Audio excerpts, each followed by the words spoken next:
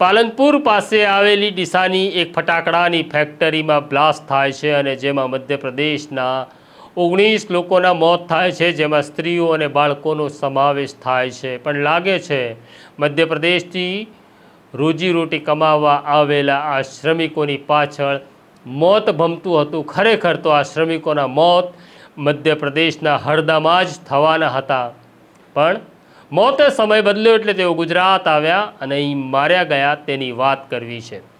વૈષ્ણવજન તો તેને કહીએ જે પીડ પરાઈ જાનાને રે।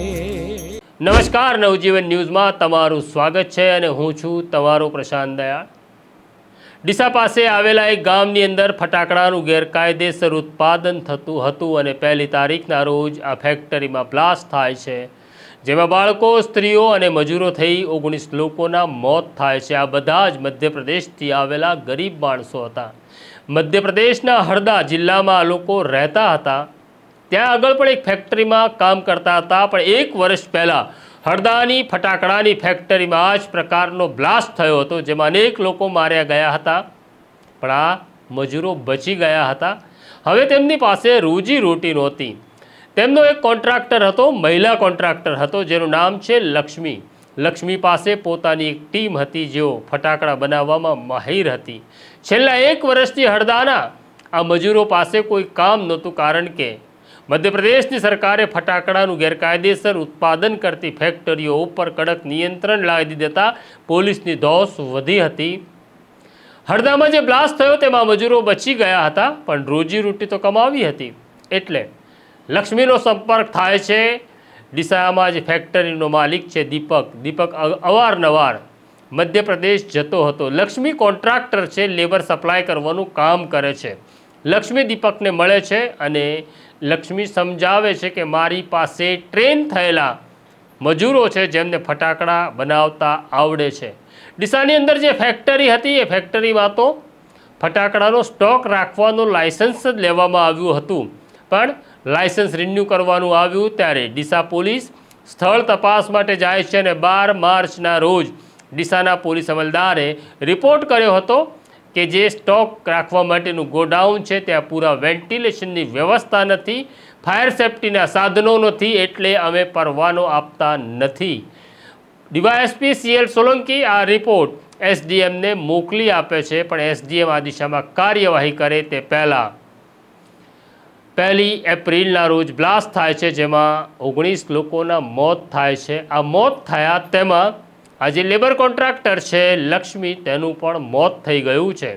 આ ઘટના પછી SITનું ગઠન કરવામાં આવ્યું અને ડીવાયએસપી CL સોલંકી આ મામલાની તપાસ કરી રહ્યા છે। ઘટનાની તપાસ કરવા માટે ફોરેન્સિક અધિકારીઓ પણ આવ્યા અને ફોરેન્સિક અધિકારીઓનો પ્રાથમિક મત એવો છે કે અહીંયા કોઈ પ્રકારની આગની ઘટના થઈ હોય તેવા પુરાવા મળ્યા નથી, તો પછી બ્લાસ્ટ થયો કેવી રીતના?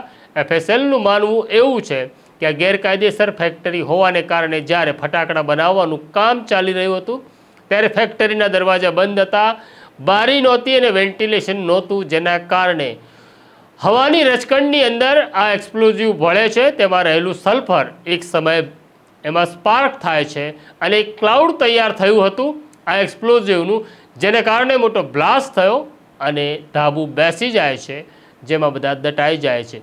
ત્યાર પછી સામાન્ય આગ લાગે છે, પણ આગ બ્લાસ્ટ થયા પછી લાગી છે। આગને કારણે બ્લાસ્ટ થયો હોય એવા કોઈ પુરાવા હજી સુધી FSLને મળ્યા નથી। આ મામલાની તપાસ ચાલી રહી છે। આરોપીઓ રિમાન્ડ હેઠળ છે। સવાલ એટલો છે કે અમે પરમિશન આપી નહોતી એમ કંઈ પોલીસ છૂટી જશે અને SDM એવું કહેશે હજી અમે મંજૂરીની કાર્યવાહી કરી નહોતી, પણ 19 લોકોના જીવ ગયા છે, એમનો જીવ કોણ પાછો આપશે તેનો સવાલ છે। આપણી યાદદાસ્ત ટૂંકી હોય છે, માટે એક પછી એક ઘટનાઓ આવી ઘટતી રહે છે। આપણે આ ઘટનાઓને ભૂલતા જઈએ છીએ અને ગરીબ માણસ મોતને ભેટતો જાય છે। અહીંયા મોત પણ આટલું સસ્તું થયું છે તેની મને કે તમને ખબર નથી, તો સાવચેત રહેજો, પોતાની રક્ષા પોતે જ કરવી પડશે। તો આ સ્ટોરી જોઈ અમારું બેલ આઇકોન દબાવજો। મને અને મારા સાથી આસિફ કાદરીને રજા આપો। નમસ્કાર। વૈષ્ણવજન તો તેને